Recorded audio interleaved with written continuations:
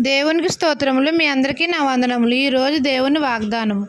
ఇక మీదట మీకు అపాయము సంభవించదు. జెఫన్యా గ్రంథం 3:15 సైన్యములకు అధిపతి అయిన యెహోవా ఇక మీదట మీకు అపాయం సంభవించదు అని మనతో సెలవిస్తున్నారు.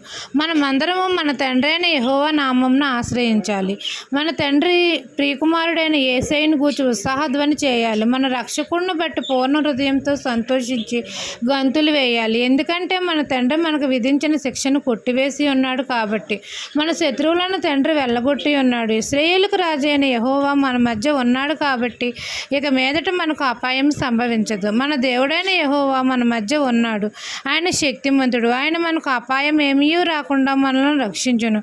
ఆయన మనలను బట్టి బహు ఆనందంతో మన యందు సంతోషించుచున్నాడు. ఈ దిన వాగ్దానం మీ నా జీవితంలో నెరవేరాలని కోరుకుంటూ దేవుని సువార్త పరిచర్యలో మీ సహోదరి. ఆమెన్.